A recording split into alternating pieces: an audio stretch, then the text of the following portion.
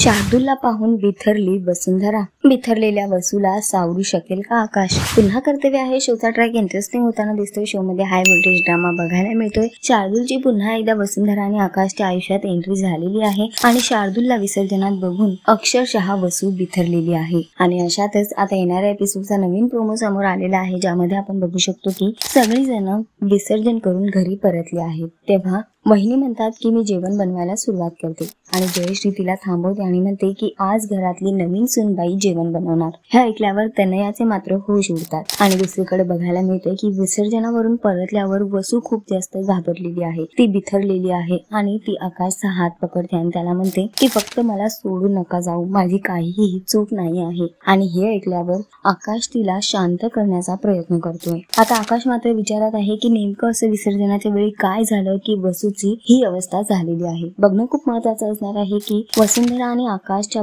या सुखी संसाराला वसूच्या भूतकाळाची नजर लागणार का? वसुंधरा आकाशला सत्य सांगणार का की अनायसे दुसऱ्या कोणाकडून त्याला वसू आणि शार्दूलचं सत्य कळणार? आता बघणं महत्वाचं असणार आहे की ही कहाणी काय वळण घेते. तुम्ही किती एक्सायटेड आहात येणाऱ्या एपिसोड साठी कॉमेंट करून नक्की सांगा आणि अशाच टेलिव्हिजन अपडेटसाठी टेलिगप्पाला लाईक शेअर सबस्क्राईब नक्की करा. नमस्कार.